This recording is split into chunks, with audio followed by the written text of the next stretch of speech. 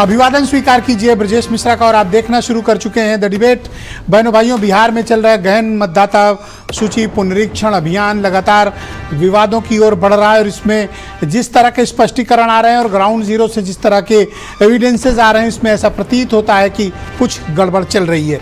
वो गड़बड़ किस स्तर की है और अब तक लोगों की शंकाओं का, राजनीतिक दलों की शंकाओं का निवारण क्यों नहीं हो पाया, ये एक गंभीर प्रश्न चिन्ह खड़े करता है। जिस तरह से सोशल मीडिया, डिजिटल मीडिया पर जिस तरह के वीडियो बिहार से वायरल हो रहे हैं, पूरे देश भर का कंसर्न हो गया है कि क्या बिहार में मतदाता सूची में कोई बड़ा फेरबदल करने की तैयारी है या फिर वाकई में चुनाव आयोग एक शुद्धिकरण अभियान चला रहा है। आज चर्चा इसी विषय की। बहनों भाइयों, बिहार का गहन मतदाता सूची पुनरीक्षण अभियान लगातार विवादों के घेरे में है और बिहार में राजनीतिक बवाल बढ़ता जा रहा है और ये गंभीर चिंता उत्पन्न हो गई है कि बिहार से जिस तरह के वीडियोस जैसे स्टेटमेंट और evidence social media, digital media पर सार्वजनिक हो रहे हैं, वो बहुत चिंता वाले हैं और ये व्यक्त करते हैं कि कुछ इसमें गड़बड़ चल रही है। किस तरह की गड़बड़ चल रही और क्या हो रहा है, पूरे देश भर का कंसर्न है, क्योंकि आज बिहार में और कल दूसरे राज्यों में होगा। तो ये क्या है SIR, ये क्या है स्पेशल इंटेंसिव रिवीजन, गहन पुनरीक्षण अभियान मतदाता सूची का, जिसने बिहार में इस कदर का विवाद खड़ा कर दिया है कि पहली बार बिहार में ऐसा अनुमान है। आज कई अखबारों ने छापा और कई प्रमुख चैनलों में लगातार इस बात की रिपोर्ट है कि बिहार के भीतर 37.5 लाख मतदाताओं के नाम काट दिए जाएंगे। 37.5 लाख मतदाताओं के नाम वोटर लिस्ट से हटाए जाएंगे। वो भी तब जब अभी कुछ वक्त पहले, 1 साल पहले पार्लियामेंट के चुनाव में वो सारे के सारे लोग मतदाता थे। इसमें कारण बताया जा रहा है कि 12 लाख लोगों की मृत्यु हो गई। क्या 1 साल के भीतर 12 लाख लोगों की मृत्यु बिहार के भीतर हुई है? और अगर है तो क्या बिहार में कोई महामारी फैली है या फिर बिहार में कोई बीमारी है और या फिर बिहार में मृतकों के नाम 2024 की सूची में सम्मिलित थे? उस वक्त जो रिवीजन किया गया उसमें क्या ध्यान नहीं दिया गया था? यह गंभीर मामला है कि कहीं 12 लाख के आसपास लोग मरे हुए बताए जा रहे हैं। क्या वाकई में ऐसा है? और ये भी कहा जा रहा है कि तकरीबन 15 लाख के आसपास लोग स्थायी रूप से बिहार से पलायन कर चुके हैं, उनका नाम सूची में है। तो क्या लगातार जितनी मतदाता सूची में लोगों का नाम था, ये नाम गलत तरीके से था और पिछले जितने चुनाव हुए हैं उन सब चुनावों में ये फर्जी मतदाता सूची का इस्तेमाल हुआ है? और अगर हुआ है तो इसके लिए कोई गंभीर, कोई कठोर कार्रवाई की गई क्या, या सिर्फ ये विधानसभा चुनावों को लेकर ये स्पेशल इंटेंसिव रिवीजन है, विशेष खास तौर पर मतदाता सूची के पुनरीक्षण का काम? कौन है वो 15 लाख लोग जो स्थायी रूप से बिहार से जा चुके हैं, पलायन कर चुके हैं? और ये गंभीर आंकड़ा है कि इतने लोग पलायन कर चुके हैं, वो भी स्थायी रूप से। इसका डेटा किस आधार पर तय किया गया? तब जब अभी तक मतदाता सूची का काम पूरा नहीं हुआ, अभी भी 11 दिन बाकी हैं। एक बड़ी तादाद है जो वोटरों की जिनके फॉर्म अभी जमा नहीं हुए हैं। तो देन इस बात को किसने और कैसे प्रेडिक्ट किया कि 37.5 लाख मतदाता बिहार की सूची से काटकर उनका नाम बाहर कर दिया जाएगा? बहनों भाइयों, देश में बिहार शायद पहला ऐसा राज्य बनने जा रहा है जहां वोटर बढ़ने की बजाय तकरीबन 4.5% वोट ही कम कर दिए जाएंगे या कम हो जाएंगे। ये कंसर्न का विषय। अगर ऐसा है तो ये बहुत बड़ी गलती थी जो 2024 और इसके पहले के बिहार के चुनाव में हुई। इस गलती की क्या जिम्मेदारी फिक्स की जाएगी? और ये डेटा किसको और कैसे, कहां से प्राप्त हुआ कि तकरीबन 15 लाख लोग बिहार से स्थायी रूप से पलायन कर चुके हैं? बहनों भाइयों, बिहार एक ऐसा राज्य है जहां से बड़ी संख्या में कामगार, मजदूर, श्रमिक, पढ़े लिखे लोग भी दूसरे राज्यों में जाकर काम धंधा करते हैं, नौकरियां करते हैं, मजदूरी से लेकर कंपनी के CEO तक हैं। बिहार एक बहुत ही काबिल, वर्सटाइल, प्रतिभा संपन्न राज्य है। बहनों भाइयों, मैं दावा करता हूं कि दुनिया के किसी मुल्क में चले जाएं या देश के किसी हिस्से में चले जाएं, एक बिहारी आपको जरूर मिलेगा और काबिल बिहारी मिलेगा। मैं एग्जाम्पल अपने उत्तर प्रदेश का देता हूं। यहाँ के अधिकांश DGP, यहाँ के अधिकांश चीफ सेक्रेटरी, यहाँ के अधिकांश प्रिंसिपल सेक्रेटरीज, यहाँ के अधिकांश डिस्ट्रिक्ट मजिस्ट्रेट, कलेक्टर्स बिहार से मिलेंगे आपको। प्रतिभा संपन्न राज्य है। लेकिन इस बात को देखना होगा, क्या स्थायी रूप से पलायन करने का ये डेटा कहाँ से आया? लोगों को शक है। और बहनों भाइयों, डेमोक्रेसी में शक अगर है तो उस शक का निवारण होना चाहिए। डेमोक्रेसी नियम कानून के दायरे में तो रहती है, लेकिन सबसे बड़ी चीज है परसेप्शन। धारणा के आधार पर चलती है। अवधारणा के आधार पर डेमोक्रेसी चलती है। अगर धारणा यह बन गई कि कुछ गड़बड़ है, पब्लिक ये मानकर चलेगी कि गड़बड़ है। और आयोग को चाहिए कि वो एक ट्रांसपेरेंट प्रक्रिया, पारदर्शी प्रक्रिया अपनाए। आज तो मैं वीडियो देख रहा था, मतदाता सूची के जो फॉर्म डाउनलोड करके जमा हुए, उसमें कोई चाट खा रहा है, कोई समोसा खा रहा है, कोई जलेबी खा रहा है, कोई फॉर्म फेंक दिए गए, आधे अधूरे फिल किए गए। ये चिंताजनक बात है। किसी जायज नागरिक का वोट नहीं कटना चाहिए, ये जिम्मेदारी आयोग की है। और कोई गलत नाम सूची में रहने भी ना पाए, ये भी आयोग की जिम्मेदारी है। लेकिन इसकी आड़ में कोई बड़ा राजनीतिक खेल भी ना खेला जाए, ये भी आयोग की देखने की जिम्मेदारी होगी। क्योंकि रूलिंग पार्टीज और उनके सहयोगियों के अलावा बाकी सब इसे फाउल गेम कह रहे हैं। जिस तरह के वीडियो इंटरनेट पर वायरल हो रहे हैं, वो चिंता व्यक्त करते हैं। और मैं हमेशा कहता हूं, शक का समाधान होना चाहिए। डेमोक्रेसी में राजनीतिक संस्थाएं, संवैधानिक संस्थाएं तब मजबूत होती हैं जब हमारे सारे तरह के डाउट्स क्लियर होते हैं। लेकिन अगर डाउट्स क्लियर नहीं है तो आयोग पर इल्जाम हमेशा लगा रहेगा। इसलिए निष्पक्षता करनी भी चाहिए, और करने के साथ साथ मेरा ये मत है, निष्पक्षता हैं तो निष्पक्ष दिखना भी चाहिए। आप कुछ बयान सुने, ये खबर देखें, फिर डिबेट हम आगे बढ़ाएंगे।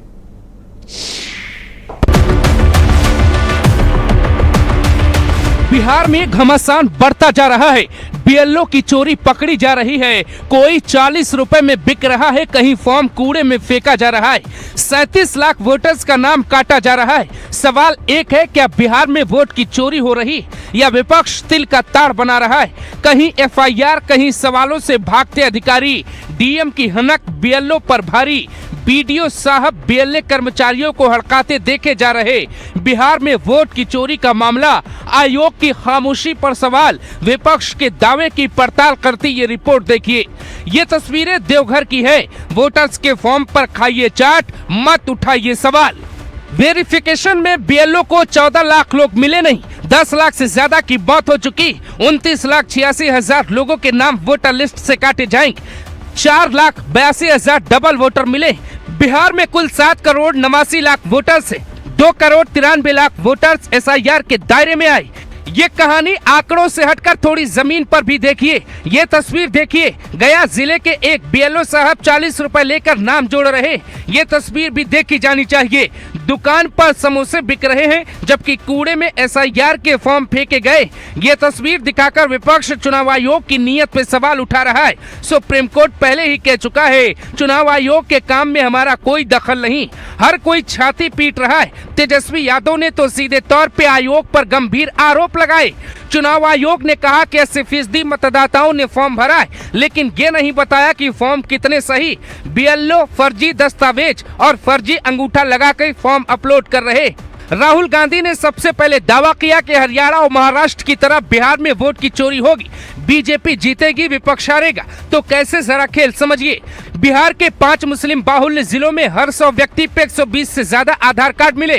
किशनगंज, कटिहार, पूर्णिया और अररिया के दस्तावेज आयोग तक पहुंच रहे। नेपाल, म्यांमार और बांग्लादेशी बिहार में वोटर कैसे बन गए, आयोग भी हैरान। तेजस्वी का दावा है मोदी ने 15 साल वोट लिया, आप बांग्लादेशी बता रहे। 5 के बाद से बिहार में किसकी सरकार है? एनडीए की सरकार है, बीजेपी की, नीतीश कुमार जी की सरकार है। 11 साल से केंद्र मंत्री कौन है? केंद्र में गृह मंत्री कौन है? 11 साल से देश का प्रधानमंत्री कौन है? मोदी जी हैं, अमित शाह जी हैं। तो ये गलती किसकी है फिर? यानी गलती तो इन्हीं एनडीए वालों की है। अगर किसी को अगर मिला भी है नागरिकता या वोटर लिस्ट में अगर नाम भी अगर जुड़ा है, तो ये इनकी सरकार रिस्पॉन्सिबल है, नीतीश कुमार और मोदी जी रिस्पॉन्सिबल है। बिहार में आखिर हो क्या रहा है? क्या विपक्ष सिर्फ माहौल बनाकर बीजेपी को सवालों के घेरे में खड़ा कर रहा है, या बीजेपी सरकार ने खुद सवालों को जन्म दिया है? अगर एसआईआर में धांधली हो रही है तो आयोग जवाब क्यों नहीं दे रहा है? जिन वोटर्स के नाम काटे जा रहे हैं उनकी संख्या कुल वोटर्स की संख्या का 4% हो सकती। किसी चुनाव में 4% मतदाता कोई भी बदलाव के कारण बन सकते, लेकिन आयोग उन्हें मरा हुआ या फिर बाहर रहने वाला बिहारी बता रहा है। तो आज द डिबेट में सबसे बड़ा सवाल, क्या विपक्ष के गंभीर आरोप पे आयोग की गंभीर सफाई नहीं आई? फॉर्म पर कैसे बिक रहा समोसा और चाट? क्या मरे हुए लोगों का नाम काटना गलत है? क्या एक वोट एक जगह वाली नीति से विपक्ष बेवजह परेशान है? बीएलओ की जिम्मेदारी पे सवाल, डीएम साहब के आदेश पर क्यों नहीं हो रही बात? लोकतंत्र के पन्ने पर बिक रहा है चाट।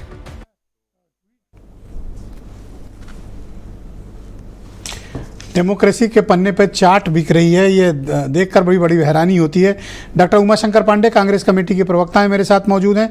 मनीष पांडे भारतीय जनता पार्टी के प्रवक्ता हैं, बिहार की राजधानी पटना से हमें ज्वाइन कर रहे हैं। और आरजेडी के प्रवक्ता प्रमोद कुमार सिन्हा भी हमारे साथ पटना बिहार से मौजूद हैं। नीलू रंजन देश के जाने माने पत्रकार हमारे साथ दिल्ली से जुड़ रहे हैं। वीरेंद्र सिंह जी हमारे स्टेट हेड और प्रोफेसर के त्रिपाठी थोड़ी देर में हमें ज्वाइन करेंगे, जनता दल यूनाइटेड नीतीश कुमार की पार्टी के प्रवक्ता हैं। बहुत शुक्रिया और धन्यवाद आप सभी का। मनीष पांडे जी, कार्यक्रम की शुरुआत मैं आपसे करना चाहता हूं। जिस तरह के वीडियोस इंटरनेट पर वायरल हो रहे हैं, मुझे उम्मीद है कि आपने ज़रूर देखा होगा। क्या आपकी पार्टी इसके बाद भी ये समझती है कि जो हो रहा है जायज़ है और सही है? मैं अभी अपनी पार्टी का पक्ष रखने के लिए आपके चैनल पे बैठा हूं। अगर मैं किसी दूसरे पार्टी से कोई लाभ उठाकर और अपनी पार्टी के विरोध में कोई बयान देना शुरू कर दूं तो गलती हमारी होगी, हमारी पार्टी की होगी। 2-3 दिनों तक तो यह विषय जरूर रहेगा चर्चा में कि भाजपा के प्रवक्ता ने ऐसा कहा, भाजपा के प्रवक्ता ने ऐसा कहा, लेकिन पार्टी की उसमें गलती है या मेरी गलती है? लेकिन नैतिकता का जिस पर चर्चा कर रहे हैं, एक कुछ लोग होते हैं जो चांद की खूबसूरती उनको नजर नहीं आती, लेकिन चांद में जो 2-3 छोटे छोटे दाग दिखते हैं ना, उस पर तो वर्षों तक चर्चा करते रहते हैं कि चांद में दाग है, चांद में दाग है। मेरे कहने का मतलब यह है कि ये जो वीडियो फुटेज आ रहे हैं या जो नेगेटिव बातें इस काम के लिए आ रही हैं, लेकिन पॉजिटिव बातें क्या है? 6 करोड़ 60 लाख लोगों ने अपने फॉर्म जमा कर दिए, पॉजिटिव बातें हैं। दूसरी बात है, मैं आज का अखबार देख रहा था, मैं आपको और आपके दर्शकों को बता दूं, ये अखबार मेरे पास है। 2 घंटे वर्चुअल मीटिंग तेजस्वी यादव ने किया, और किनके साथ किया? महागठबंधन के जितने भी जिला अध्यक्ष है, प्रमोद जी बताएंगे अगर मैं झूठ बोल रहा हूं, राजद के प्रवक्ता, और उन्होंने किया। और बूथों पर जो बीएलए है, आपको बता दूं कि एक तरफ तो पिछले जब से शुरू हुआ है या 15-16 दिन पहले से ये सारी पार्टियां, महागठबंधन की पार्टियां ने पूरे बीएलए बूथ लेवल एजेंट बहाल करवाए हैं अपने यहां, मतलब कि अप्रत्याशित रूप से बढ़े हैं। इन्होंने एक तरफ तो बूथों पर पूरे तरीके से अपने कार्यकर्ताओं को लगाकर यो फॉर्म फिलअप का काम कर रहे हैं। देखिए, मैं मेरे पास उससे सबूत है। आज 2 घंटा वर्चुअल बैठक करके और उन्होंने कहा है कि राज्य में चल रहे मतदाता सूची का विशेष गहन परीक्षण में एक भी मतदाता न छूटे, घटक दलों के नेता या सुनिश्चित करें, हिदायत दी है, उसकी रिपोर्टिंग आई है। अब देखिए ये कैसी दोहरी और दोगली नीति है। एक तरफ बूथों पर अपने बीएलए, पार्टी के बीएलए लगाकर वो सारे फॉर्म ऑनलाइन या ऑफलाइन करवाने का काम यही लोग कर रहे हैं, और दूसरी तरफ प्रेस मीडिया में आकर तरह तरह के सवाल करके दलितों का नाम वोट राशन कार्ड से हट जाएगा, तो दलितों गरीबों के नाम काटे जा रहे हैं, तो पिछड़ों के नाम एक स्टेटमेंट अखबारों में आपने पढ़ा होगा कि तकरीबन 37.5 लाख वोटर्स के नाम काटे जाना लगभग तय है। आज कई अखबारों की हेडलाइन है, आपने जरूर पढ़ा होगा। क्या आप इसे जायज मानते हैं कि बिहार के वोटर्स में से 4.5% वोटों के नाम काटने का ऐलान पहले ही हो रहा है, जबकि अभी रिवीजन तो पूरा नहीं हुआ? तो ये किसको पता है कि 37.5 लाख नाम काटने हैं? सर, डेमोक्रेसी ट्रांसपेरेंसी से चलती है। आप निष्पक्ष हैं तो निष्पक्ष दिखना भी चाहिए। देखिए, सबसे बड़ी बात तो कि मैं यहाँ चुनाव आयोग का प्रवक्ता नहीं बैठा, लेकिन पहले दिन से जब से यह विषय आई है, एक बात तो मैं बता दूं, जो मेरी जानकारी है राजनीतिक कार्यकर्ता के रूप में, कि चुनाव आयोग ने शुरुआती दौर में यह कहा कि 2003 में जो भी मतदाता थे, लगभग 4 करोड़ 98 लाख मतदाता, वो ऑलरेडी हमने उनका वेरिफिकेशन कर लिया है, उनको सिर्फ फॉर्मेलिटीज करनी है। तो 7 करोड़ 78 लाख मतदाता में 5 करोड़ मतदाता को तो कुछ करना ही नहीं था, लेकिन पहले दिन से बिना कोई व्यवहारिक अनुभव लिए हुए सारी विपक्षी पार्टियों ने कैसा कैसा प्रोपगंडा किया हम लोगों ने तो देखा। पर आपको ये मुझे बात तो कैसे पता, और आपके पास इस बात के क्या एविडेंस हैं कि सब कुछ जो हो रहा है वो प्रोसेस ठीक है, तो लाखों लोग मर चुके हैं, उस लिस्ट से बाहर हो जाएंगे? क्या बिहार में अचानक से ये 7-8 लाख 10 लाख लोग मर गए हैं जिनके नाम काटे जाएंगे? 2024 में सम्मिलित थे। ये बात की तस्दीक कौन करेगा कि 15 लाख लोग स्थायी रूप से बिहार से जा चुके हैं? बिना रिवीजन हुए ये डेटा कैसे सार्वजनिक हुआ? सबको डाउट है, पर आप इतना श्योर कैसे हो सकते हैं? मुझे 20 सेकंड और देंगे, मुझे 20 सेकंड और देंगे। 30 सेकंड सर, 20 सेकंड और 30 दिया सर। हाँ जी बिल्कुल। सबसे बड़ी बात यह है, मैं इसलिए कह रहा हूं कि एक प्रोपगंडा है, ठीक वही कोविड के टाइम का मोदी टीका और तरह तरह की बातें, या सीए के टाइम में कि सारे मुसलमानों की नागरिकता समाप्त हो जाएगी, ये ठीक उसी प्रकार का मामला है कि 2003 में 31 दिनों में ये पूरा काम पूरा हो गया था, लेकिन टाइम बाउंडेशन की बात आई। मैं इसलिए कह रहा हूं कि बिहार में विरोध समय का लिमिटेशन पर बात हो रही थी, लेकिन बंगाल में तो 8 महीना टाइम था, उत्तर प्रदेश सर आपने 20 सेकंड तो लिया, लेकिन आप सवाल को घुमा रहे हो। बिना पूरा पुनरीक्षण हुए ये कैसे कह दिया गया कि 37.5 लाख नाम काटे जाएंगे? डाउट यहां खड़ा होता है सर। और आपको चिंता क्यों नहीं है? बाकी को चिंता है, आपको चिंता क्यों नहीं है? इस बात से डाउट और बढ़ता है। अब देखिए ब्रजेश जी, वो तो जब नोटबंदी हुई थी तब भी चिंता किसी और की थी, जब सीए लागू हुआ था तब भी, जब आर्टिकल 370 जब हटा था इस देश से तभी चिंता किसी और को थी। अब ये इसका सवाल तो आप उन्हीं से पूछे कि आप इतने चिंतित क्यों होते हैं? आपको फिक्र क्यों नहीं है? सबसे बड़ी फिक्र इस बात की है। देखिए ये वही लोग हैं जिन्होंने सुप्रीम कोर्ट पर भी सवाल उठाया, ईडी और सीबीआई पर। थैंक यू सर, आपको मैंने 1 minute the. Thank you sir, thank you, please continue with the sir. मैं बिहार के लार्जेस्ट अपोजिशन राष्ट्रीय जनता दल के प्रवक्ता प्रमोद कुमार सिन्हा जी को आमंत्रित करता हूं इस डिबेट में। सिन्हा जी, स्वागत आपका। आप किस दावे के आधार पर, किस एविडेंस के आधार पर ये क्लेम करते हैं कि जो बिहार में मतदाता सूची का गहन पुनरीक्षण अभियान चल रहा है उसमें कुछ खास किस्म के मतदाताओं का नाम काटा जा रहा है? दूसरा सवाल, आपको क्या इस बात की जानकारी है, आज अखबारों की लीड हेडलाइन है कि 37.5 लाख नाम काटे जाना लगभग तय है। बीजेपी तो कह रही सब प्रक्रिया का हिस्सा है। आप गलत कहां देख रहे हैं इसमें? नहीं, देखिए ब्रजेश जी, जो सघन पुनरीक्षण का जो काम आनन फानन में, जब बिहार में 2 माह के बाद चुनाव की घोषणा होनी है और नवंबर में चुनाव मतलब की प्रक्रिया पूरी हो जानी है, उस समय जब आप इस प्रकार का अचानक से आनन फानन में जब आप इस प्रकार का काम करिएगा, वो भी तब जब जनवरी माह में जो संक्षिप्त प्रकाशन जो होता है मतदाता सूची का, उसका ऑलरेडी हो चुका था। उसके बाद जो है चुनाव आयोग के द्वारा कार्यशाला का भी आयोजन किया गया और तमाम राजनीतिक पार्टी के लोग उस कार्यशाला में भाग लेते हैं। वहां पर भी चुनाव आयोग ने यह नहीं बतलाया कि इस प्रकार की मंशा हमारे दिमाग में है। अब सवाल सब उठता है कि लोकसभा चुनाव हुआ, अगर आपको इस तरह का गहन पुनरीक्षण कराना है तो आप लोकसभा चुनाव के ठीक बाद इसको कराते, ताकि लोगों के पास समय मिल जाता। एक बात। दूसरी बात है कि आप 11 वैसे दस्तावेजों की मांग कर रहे हैं जो लोगों के पास, जो 8 करोड़ मतदाता है बिहार में, उनके पास वैसे दस्तावेज उपलब्ध ही नहीं है। और जिन दस्तावेज जो उपलब्ध है, जैसे आधार हो गया, वोटर कार्ड हो गया, कुछ दिन पहले तक यही चुनाव आयोग उस आधार से तो आधार और लिंक करा रहे हैं। आधार, राशन कार्ड और वोटर आईडी कार्ड को सुप्रीम कोर्ट ने अलाउ कर दिया है। नहीं, उन्होंने कंसीडर करने की बात कही है, लेकिन अभी तक तो चुनाव आयोग की तरफ से कहीं कोई ऐसी बात नहीं आई है। तो जो हमारा जो आशंका है कि जब यहां अधिकतर लोगों के पास आधार कार्ड उपलब्ध है और कुछ दिन पहले तक उसी आधार कार्ड को आप लिंक करा रहे थे वोटर लिस्ट से, तो आपने उन 11 दस्तावेजों में आधार को क्यों नहीं रखा? दूसरा है जो वोटर जो कार्ड बनता है, तो वोटर कार्ड बनाता कौन है? वोटर कार्ड तो चुनाव आयोग के ही द्वारा बनता है ना। तो जब आप बनाते हैं और आप खुद कह रहे हैं कि हम वोटर कार्ड को भी नहीं मानेंगे, तो जो 11 दस्तावेज आप मान रहे हैं उसका प्रतिशत जो है आप सवाल नंबर 1 लोगों के पास। क्या आपको इस बात की जानकारी है, इल्म है कि 37.5 लाख वोटर्स के नाम काटे जा रहे हैं?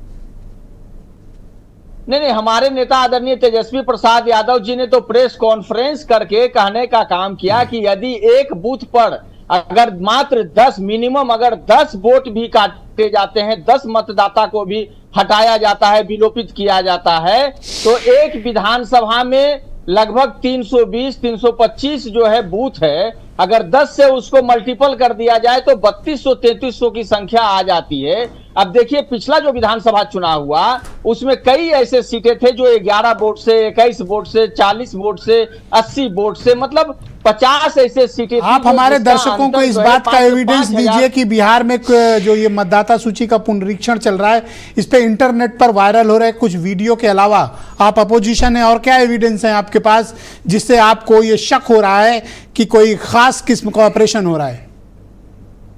अब देखिए ब्रजेश जी, सबसे पहली बात तो आपने जिक्र कर दिया इंट्रो में ही कि किस प्रकार से जलेबी जो है उस पेपर पर जो फॉर्म है उस पर जो है से जलेबी बिक रहा है। उसके अलावा आपने देखा कि पुल पर किस प्रकार से जो है फॉर्म जो है, लाखों फॉर्म जो है फेंके हुए मिले हैं। और सबसे बड़ी महत्वपूर्ण बात क्या है ना कि जो चुनाव आयोग के द्वारा 24 तारीख को नोटिफिकेशन जारी किया जाता है और उसके तुरंत बाद बार बार जो है नोटिफिकेशन में जिस प्रकार से बदलाव किया जाता है और जो फॉर्म लिया जाता है, सादा फॉर्म को भी अपलोड कर दिया जा रहा है। और आपने देखा कि एक पत्रकार पर तो बिहार में FIR भी कर दिया गया है। अच्छा, ऐसा तो नहीं लगता कि कोई विपक्ष किसी ट्रैप पे फंस गया और आपका सारा वैल्यूएबल टाइम बस इसी मतदाता सूची में नष्ट हो जाए? ट्रैप भी तो हो सकता है, आप समझ क्यों नहीं पा रहे हैं इसको? ब्रजेश जी क्योंकि हमारे दोस्त है मनीष पांडे जी, भाई को कोई डाउट नहीं है इस पे। नहीं, एक सेकंड हम जवाब दे देते हैं। बिहार में जो सरकार है वो अचेत है और हमारे नेता जो हैं, हमारे नेता आदरणीय तेजस्वी प्रसाद यादव जी बिहार में जो है विपक्ष की भूमिका में है, तो जनता के प्रति जो हमारी जवाबदेही है उसका वो निर्वहन तो सर ऐसा कर लो ना कि वोटों की अचेत वर्सेस ज्यादा सचेत कर लो। और 8 करोड़ जो मतदाता हैं उनकी हमको चिंता है, इसलिए हम इस बात बहुत धन्यवाद आपका Sinha ji. Please continue with us sir. मैं इस डिबेट को आगे बढ़ाना चाहता हूं। बिहार के ruling party Janata Dal United के प्रवक्ता प्रोफेसर के त्रिपाठी हमारे साथ स्टूडियो मौजूद हैं। त्रिपाठी जी स्वागत और धन्यवाद। तो बताइए मुझे कि ये जो मतदाता सूची का गहन पुनरीक्षण अभियान चल रहा है, जिस तरह के वीडियो सामने आ रहे हैं, ये तो बेहद ही खतरनाक बात है। आपको कोई चिंता है इसकी? देखिए ब्रजेश जी, जब चुनाव इस देश में होता है तो कहीं न कहीं इंडी गठबंधन के जो सबसे बड़े नेता हैं वो हमेशा इस पे सवाल उठाते हैं और हमेशा चुनाव आयोग को कटघरे में खड़ा करते हैं। आपने देखा है कि आपने महाराष्ट्र के चुनाव में उनके 3 बयान आए और तीनों बयान में उन्होंने यही कहा कि मतदाताओं की सूची में गड़बड़ी हुई और बड़े ज़्यादा से ज़्यादा वोट ऐड कर दिए गए। इसके लिए एक चुनौती थी चुनाव आयोग के सामने। उस चुनौती को सामना करते हुए, चूँकि ये लेवल जो है, ये जो लगाया जा रहा है, जो संविधान को दोहाई दी जा रही है और संविधान को लेकर के जनता तक पहुंचाया जा रहा है, उसकी कसौटी पे चुनाव आयोग खरा उतरने के लिए SIR किया। और उस SIR में ऐसा नहीं है, जितनी भी उनसे आप मांगी गई थी उसके अनुसार मेरे ख्याल से जो चुनाव आयोग का आज आया है वो लेटेस्ट उस पे पोर्टल पे है, वहाँ लगभग 7.9 करोड़ मतदाता थे और 7.9% मतदाता 7 करोड़ 90 लाख करीब थे और उसमें से 83.66% का फार्म कलेक्ट हो चुका है। तो ये कौन से फार्म है जिस पर जलेबी खाई जा रही है, देखिए चाट खाया जा रहा है, देखिए समोसा भी चटनी चल रहा है, वो कौन से फार्म है? देखिए ब्रजेश जी, किसी के पास कोई डाटा नहीं है। जितने भी चाहे कांग्रेस से डाटा पूछ लीजिए कि उनके कार्यालय में कितने इस तरीके के लोग आए, या डाटा कोई उनके पास फिगर है कि भाई इतने लोगों का नहीं लिया गया। आपको तो आयोग डायरेक्टली डेटा दे रहा है, इन बेचारों को डेटा कहां से मिलेगा? डाटा पोर्टल पे आ गया। आप तो जो बता रहे हो तो चुनाव आयोग का डेटा बता रहे हो। हाँ, मैं बता रहा हूं, ये आपका डेटा नहीं है सर। देखिए 6 करोड़ 68 लाख का वोटर हो चुके। ये किसका डेटा दे रहे हो? ये वो आयोग का। करेक्ट, वही तो मैं कह रहा हूँ, ये आयोग का डाटा है और इतने लोग वोटर हो चुके। देखिए समस्या किस बात की, त्रिपाठी जी, मामला किस बात पे फंस रहा है? अपोजिशन के गठबंधन दल के पार्टीज को चिंता है जो कुछ भी हो रहा है SIR के नाम पर मुझे अचरज है कि न तो मनीष पांडे को समस्या है, न प्रोफेसर त्रिपाठी को समस्या है। आपको कंसर्न नहीं है कि बिहार में 37.5 लाख वोटर्स के नाम मतदाता सूची से बाहर कर दिए जाएंगे। आपको इसकी फिक्र क्यों नहीं है? बस यहीं पर कैच फंसा हुआ है। नहीं, देखिए, हमें फिक्र इसलिए नहीं है कि हमें इस चुनाव प्रक्रिया पे, चुनाव आयोग पे भरोसा है और हमने हमेशा भरोसा किया। ओके। और इसके पहले जितनी भी पार्टियां हैं उन्होंने ईवीएम पे सवाल उठाया। तो ये इंटरनेट पे जो वीडियोस आपने देखे होंगे, आपको एक नागरिक के तौर पर कोई फिक्र हुई? नहीं, देखिए, फिक्र नहीं, हमें तो फिक्र ये, देखिए हमें तो फिक्र ये है कि अभी 11 दिन बाकी है और इसके पहले इसमें 3 कैटेगरी के लोगों को हुआ। जो कुछ लोग डेथ हो जाती है उनका नाम उसमें नहीं है, कुछ लोग माइग्रेट कर गए हैं, परमानेंटली दूसरे जगह चले गए, और उसमें पर सर लाखों लोग साल भर में क्या मर गए बिहार में? एक और दूसरा ये है कि मृत्यु हुई लाखों लोगों, कोई बीमारी फैली है? ब्रिजेश जी, कुछ वोटर ऐसे हैं कि वो सर इतने लोगों की मौत तभी होती है त्रिपाठी जी जब कोई महामारी फैली हो। देखिए महामारी की बात नहीं कर रहा हूं। कोई फैली महामारी? देखिए इतने आप रूलिंग पार्टी में, आप बताओ क्या कोई महामारी है? देखिए तो कहां से लोग मर गए? ब्रिजेश जी, इसमें 3 कैटेगरी है। कुछ लोग 2 जगह वोटर हैं, उनका नाम कटा है, कुछ लोगों की डेथ हो गई, उनका नाम कटा है, और कुछ लोग ऐसे हैं जो राज्य छोड़ करके एक जगह दूसरी जगह चले गए। लाखों लोग कहां से मर गए? 35 लाख। मुझे चिंता इस बात की, क्या कोई बीमारी है वहां पे? देखिए इसमें 3 कैटेगरी है, 35 लाख करीब वोट है, अभी 11 दिन बाकी है, अभी तो खुला चैलेंज है भाई। इस काम को जस्टिफिकेशन तो आयोग को देना चाहिए, त्रिपाठी जी को क्यों देना पड़ रहा है? मेरी चिंता ये है। देखिए आप लोग क्यों डिफेंड कर रहे हैं आयोग को? ये नहीं समझ में आ रहा। डिफेंड नहीं कर रहे, लेकिन हम इसकी ऑलराइट, कांग्रेस के प्रवक्ता डॉक्टर उमाशंकर पांडे, जो ब्रिजेश जी संविधान पे सवाल उठाया जा रहा है उसकी रक्षा करना। Correct, alright. मैं उमाशंकर पांडे जी, कांग्रेस के प्रवक्ता हैं, बहुत शुक्रिया आपका। आपको किस बात की शंका है? जब एक बार पूरी प्रक्रिया हो जाने दीजिए, अभी ड्राफ्ट सूची जब आएगी, आपत्ति का भी समय आएगा, तो मुझे लगता है फाइनल रिजल्ट तक कांग्रेस पार्टी को क्या आयोग पर भरोसा नहीं है कि आप इंतजार कर सकें कि जब सूची आएगी, अगर गलत है तो निश्चित सवाल उठाइएगा आप? ब्रजेश जी, क्या मैं ये मानूं कि मैं अभी कांग्रेस पार्टी और इंडिया के लोग चोरी होने दें, फिर FIR दर्ज कराएं और फिर रिकवरी का क्लेम करें, या चोरी ही ना होने दें? हम तो चोरी नहीं होने देना चाहते हैं, हम उस पर चल रहे हैं। अभी भाजपा के प्रवक्ता ने एक बात कही, बड़ी अच्छी बात कही। उन्होंने चुनाव आयोग को चांद कहा और बोले कि उसमें थोड़े मोड़े दाग हैं। अब ये साबित होना है कि वो छोटा मोटा दाग कितना बड़ा है इनके हिसाब से और कितना बड़ा है हमारे हिसाब से। वो उतना ही छोटा दिखता है जितना पृथ्वी से चंद्रमा की दूरी और धब्बा। नजदीक जाएंगे बहुत बड़ा। चुनाव आयोग चूंकि हमसे थोड़ा दूर है और इनके नजदीक है, तो इनको वास्तविक स्थिति कितना धब्बा कितना दाग है उनको पता है। हम भी उसके नजदीक लेंस लगा के ढूंढ रहे हैं कि ये दाग कितना बड़ा है, और मैं वही कुछ चीज बताना चाहता हूं। मैं तो कांग्रेस का प्रवक्ता हूं, जदयू के साथी कह रहे थे, लेकिन टीडीपी के नेता जो इनके अलायंस पार्टनर हैं, जिनकी बैसाखी पर ये सरकार टिकी हुई है, ब्रजेश जी, चंद्रबाबू नायडू ने क्या कहा कि SIR कम से कम 6 महीने पहले होनी चाहिए।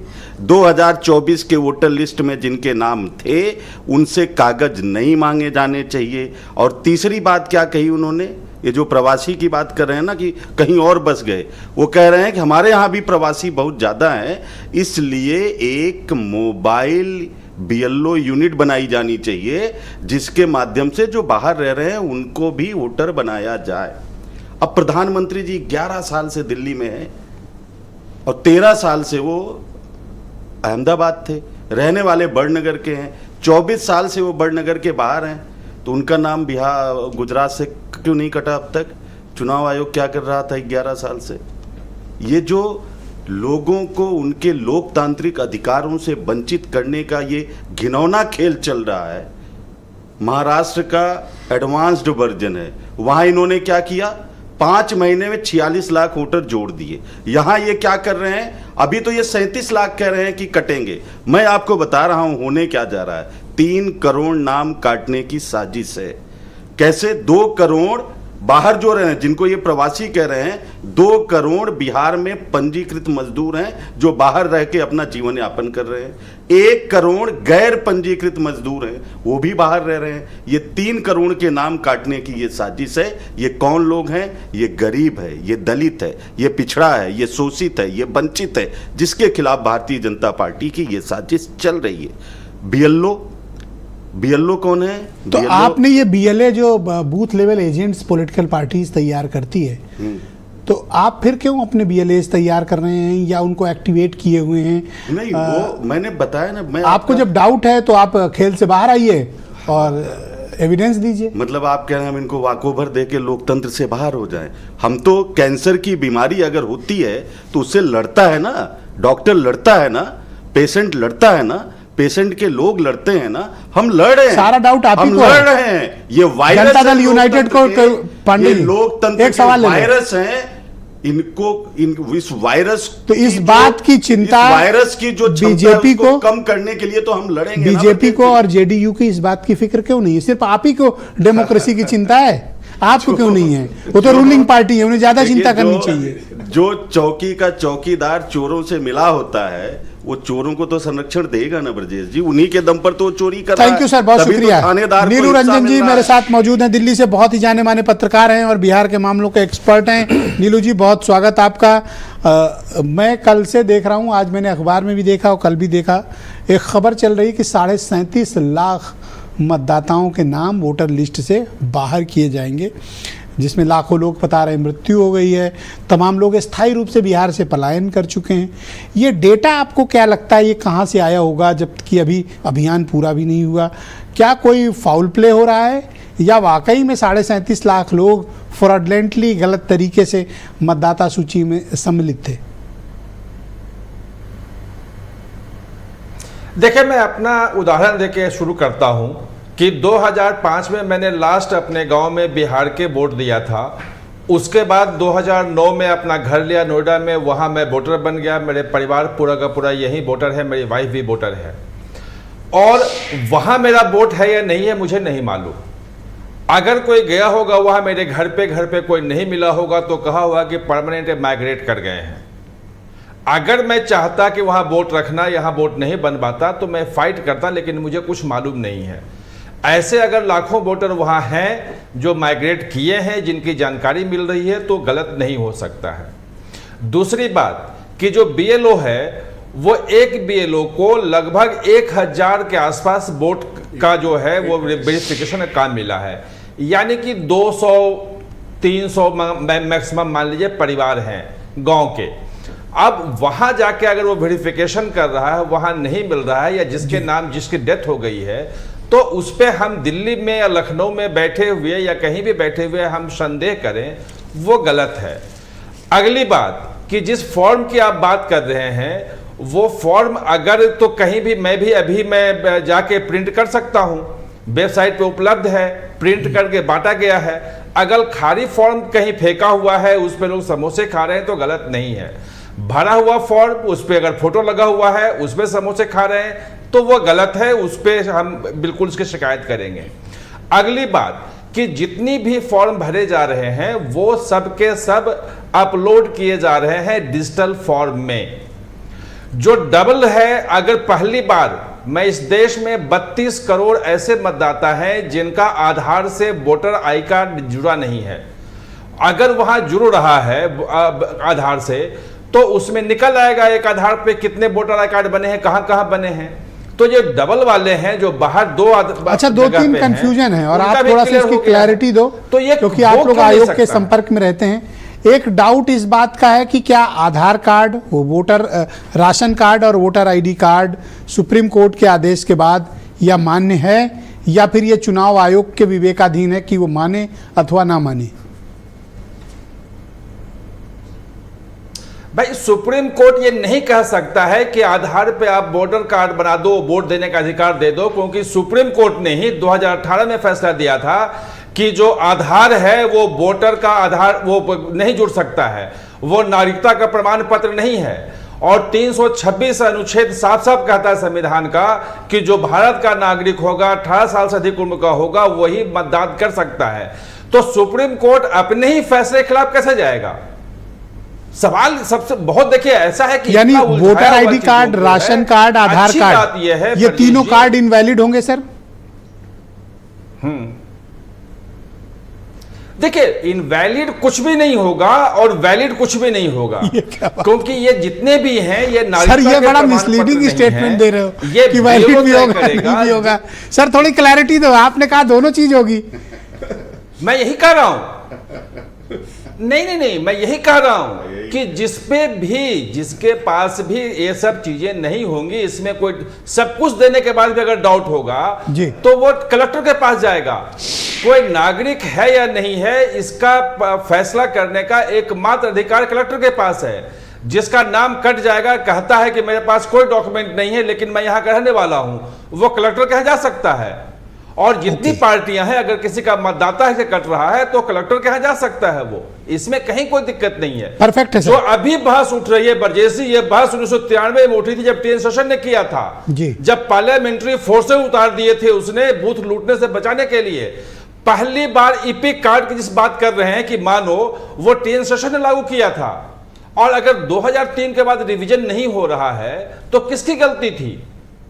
चाहिए, मैं राजनीतिक दलों के पक्ष में नहीं आता हूं, वो अपने अपने देखते हैं फायदे, कौन का वोटर है, कौन जीतेगा कौन नहीं जीतेगा। थैंक यू सर, वीरेन जी भी मेरे साथ आ गए सर। नेक्स्ट राउंड में आपकी बाकी ओपिनियन को सर हम सम्मिलित करेंगे जी। वीरेन जी हमारे साथ डिबेट में। वीरेन जी, जिस तरह के वीडियोस इंटरनेट मीडिया पर वायरल हो रहे हैं, उससे बिहार में जो गहन पुनरीक्षण अभियान मतदाता सूची का चल रहा है, उस पर बड़े गंभीर प्रश्न चिन्ह खड़े हुए हैं। रूलिंग पार्टी का जो अलायंस है वो कह रहा कुछ भी गलत नहीं है, सब सही है, आयोग बिल्कुल बहुत अच्छा काम कर रहा है। अपोजिशन का अलायंस गंभीर आरोप वीडियो के साथ लगा रहा है और दावे कर रहा है कि 37.5 लाख नाम काटने की तैयारी है। आज तो अखबारों में भी छपा है। अभी देखिए, चुनाव की तारीखों का ऐलान तो हुआ नहीं, लेकिन एक मुद्दा बहुत बड़ा बिहार में बन गया है। और मतदाता सूची तो वैसे भी जब एक देश एक चुनाव की बात आती है तो पूरे देश में एक मतदाता सूची भी हो जाए, ये भी लोग चाहते हैं।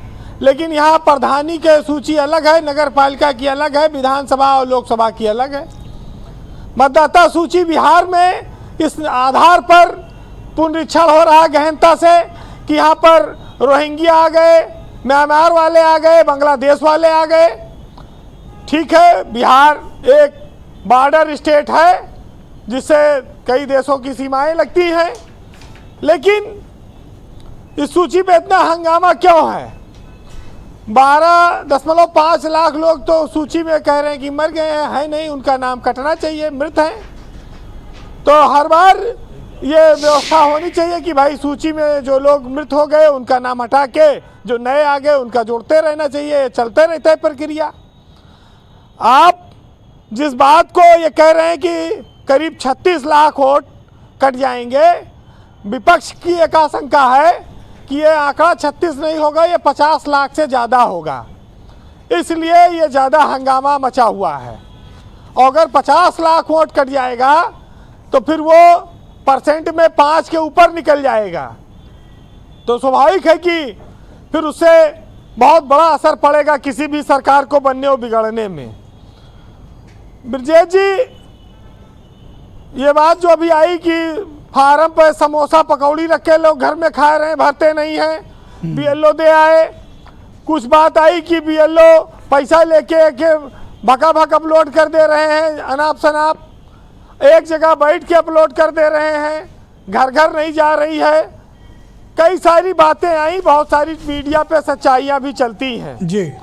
लेकिन आज बिहार में 20 साल से मुख्यमंत्री हैं नीतीश कुमार, जो बिहार देश के बीमारू राज्यों में था वो क्या उसके बाहर निकल आया है?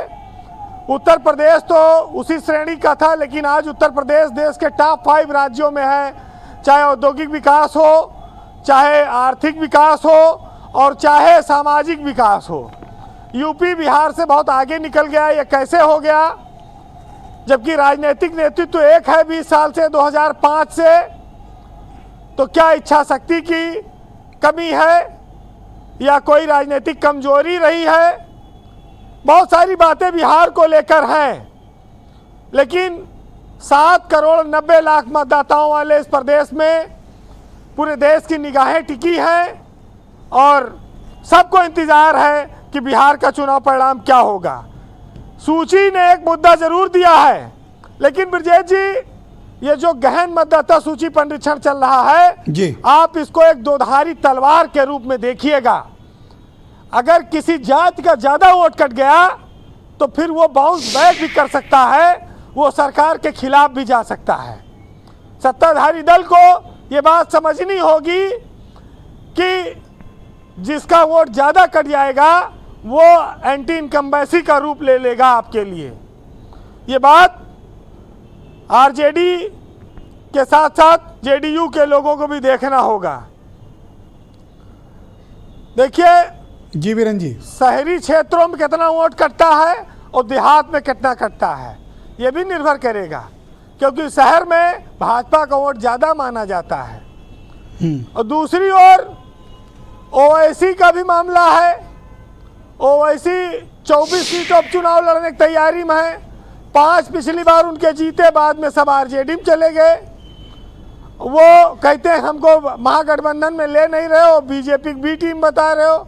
मतदाता सूची के लिए वो भी बहुत परेशान है, ऐसा नहीं है, वो भी गए हैं। तो ये सब चीजें हैं छोटी छोटी जो चल रही हैं। जी वीरेन जी, लेकिन इतना जरूर है कि बिहार अपने आप में एक निराला प्रदेश है। बिहार एक ऐसा प्रदेश है जहां चुनाव के साथ साथ ऐसे ऐसे चमत्कार होते हैं। आपको याद होगा कि एक बार वहां पुल गिरने का सिलसिला शुरू हुआ, कई सारे पुल गिर गए। एक वहां पर खबर ये आई थी कि एक आदमी ने 2 किलोमीटर लंबी सड़कें चुरा ली बिहार में, और वहां पर सड़क गायब करके खेत बना दिया, वहां पर जो है फसल बो दी। कैसे कैसे चमत्कार बिहार में होते रहे हैं। बिहार की प्रतिभाएं बहुत सारी हैं, लेकिन बिहार में निष्पक्ष चुनाव हो, सबका ये दायित्व है। संवैधानिक संस्थाओं की भी जिम्मेदारी है। जो नुकसान होगा, जो कटेगा पिटेगा, वो चुनाव परिणाम तय करेगा। लेकिन आप सुनिएगा कि बिहार में बहार बाय और बिहार कैसे है उस पर, कि बिहार में बहार बा और थोड़ा कामी आप संस्कार बा, और फिर भी अपनापन के भरमार बा कि बिहार में बहार बा। और सबसे पिछड़ा राज्य के सूची में टॉप पे नाम हमार बा, और शिक्षा के तब बात मत करिहा, और सबसे नीचे आपन सरकार बा। बहुत शुक्रिया वीरेन जी, बहुत बहुत धन्यवाद ग्राउंड जीरो से अपना फीडबैक, ओपिनियन और ऑब्जर्वेशन हम तक पहुंचाने के लिए। बहनों भाइयों, डिबेट का दूसरा चरण प्रारंभ करते हैं। ये क्विक राउंड है जिसमें संक्षेप में सबको अपने जवाब देने पड़ेंगे। मैं बीजेपी के प्रवक्ता मनीष पांडे जो पटना बिहार से हमारे साथ जुड़े हुए हैं। मनीष जी, मैं आपसे जानना चाहता हूं कि अपोजिशन ने जिन कंसर्न को उठाया, उन कंसर्न को एड्रेस करने के बजाय इस बात को प्रमाणित करने की कोशिश क्यों हो रही है कि जो कुछ भी ग्राउंड पर चल रहा है वो फेयर है। मेरा ये मत है कि अगर कोई डाउट है तो उस डाउट का निराकरण निष्पक्षता और पारदर्शिता के आधार पर होना चाहिए। क्या आपकी पार्टी भी चाहती है कि जो भी SIR की प्रक्रिया है वो निष्पक्षता के साथ और पूरी पारदर्शिता से हो? देखिए, मैं तो सत्ताधारी का प्रवक्ता होने के नाते मैं इस बात पे आखिर 55 वर्षों तक इलेक्शन कमीशन का किस प्रकार से उपयोग किया था कि 15 वर्षों तक देश को 15 वर्षों तक देश में शासन करते रहे। आखिर में कहीं न कहीं जो आरोप है आज की सरकार पर लगाने की कोशिश कर रहे हैं, क्योंकि पुनरीक्षण का काम तो पहले भी हुआ था, 2003 में भी हुआ था पुनरीक्षण का काम। तो कुछ न कुछ चीजें, कुछ न कुछ बातें, कुछ न कुछ ऐसे पाप जो इन लोगों ने किए होंगे जिसकी वजह से आज क्या पाप किए होंगे? सत्ता में 20 साल से आप हैं, दिल्ली में 11 साल से आप हैं, ये पापी कैसे हो गए? उसकी बात नहीं कर रहा था। आपने मेरे आधे वाक्य को पकड़ा और आधा को छोड़ दिया। सर, तो पापी वर्ड आपने कहा सर, तो मेरा कर्तव्य है कि आपसे पूछूं कि विपक्ष वाले पापी कैसे हो गए? नहीं, मैं इसलिए कह रहा हूं कि जो पार्टी 55 वर्षों तक कांग्रेस पार्टी ने इस देश में राज किया है और वो लगातार सत्ता में रही है सारे सब चीज के बावजूद, तो क्या ये सारे हथगंडा उसके पास थे क्या जो आज वो आरोप वर्तमान सरकार पर लगा रही है कि इलेक्शन कमीशन का दुरुपयोग का? मेरी पहली बात थी। सर, मैंने बहुत क्लियर क्वेश्चन पूछा था कि क्या आप निष्पक्षता और पारदर्शिता के हक में हैं या नहीं? देखिए, निष्पक्षता ये तो हर पॉलिटिकल पार्टी के लिए है कि वह निष्पक्ष हो और पारदर्शी हो, आयोग के लिए कोई दो राय नहीं है। लेकिन दिक्कत क्या है? दिक्कत यह है कि जिन लोगों को अपनी राजनीतिक जो बंजर भूमि हो गई है उसमें उर्वरा शक्ति भरने की, उसमें खाद मसाला देने की जरूरत है, वो आज दूसरे लोगों पर आरोप लगा रहे हैं कि सर आप ये साबित नहीं कर पाए कि विपक्ष पापी कैसे है। दूसरा, आप क्लैरिटी दीजिए कि क्या आप आयोग से निष्पक्षता और पारदर्शिता की इस मामले में उम्मीद करते हैं अथवा जो चल रहा है वो ठीक है? नहीं, देखिए बिल्कुल, अगर बिहार में रामकृपाल यादव चुनाव जीत गए होते और मीसा भारती हार गई होती, अगर बिहार में राष्ट्रीय जनता दल को लोकसभा की 1 सीटें भी नहीं मिली होती, अगर 400 पार के नारे केंद्र सरकार ने लगाए थे और अगर वो 400 से पार कर गई होती, ये इस स्थिति में नहीं आती कि अल्पमत केंद्र में सरकार बनी होती। सर मैं आपसे फिर कह रहा हूं, विपक्ष को आपने पापी कहा है तो पापी साबित करिए आप। मैं कहता रहा हूं पापी की बात कि आप जो है टीका गुप्त क्या पाप किया है विपक्ष ने कोविड का, और सत्ता में आप बैठे हो पाप ये कर रहे हैं। नहीं, तो दूसरा, अगर मतदाता सूची पर इनका इतना बड़ा कंट्रोल है तो आपको सत्ता में रहने का हक नहीं है। नहीं, वो तो जनता तय करेगी ना, आप करेंगे ना हम तो करेंगे। आप विपक्ष को पापी कह रहे हैं। विपक्ष अगर इतना कंट्रोल रखता है बिहार में कि वो मतदाता सूची उसके नियंत्रण में है तो आप किस लिए सत्ता में हो फिर? नहीं, ये मेरा विषय नहीं है मतदाता सूची का। तो आप कहिए कि निष्पक्षता और पारदर्शिता से SIR की प्रक्रिया हो, आप बोलिए। मैं तो कह ही रहा हूं, मैंने ये कहा कि अगर यह निष्पक्षता से नहीं हो रहा था तो क्या कांग्रेस 55 वर्षों तक जो शासन की देश पर वो इसी आप चलिए, मैं आपको एक सुविधा देता हूं, आप मेरे साथ बोलिए कि निष्पक्षता और पारदर्शिता से SIR की प्रक्रिया हो, मेरे पीछे रिपीट करिए आप। नहीं, एक बार नहीं करूंगा, मैं 50 बार करूंगा। ये तो चलिए रिपीट करिए, निष्पक्षता और पारदर्शिता से SIR हो, आप बोलिए मेरे पीछे। अरे मैं एक बार नहीं 50 बार कह रहा हूं कि निष्पक्षता और पारदर्शिता से हो रही है और होगी और होनी चाहिए। जिनको यह समझ में नहीं आ रहा है और होनी चाहिए। बिल्कुल पांडे जी, थैंक यू, अच्छा लगा आपसे बात करके।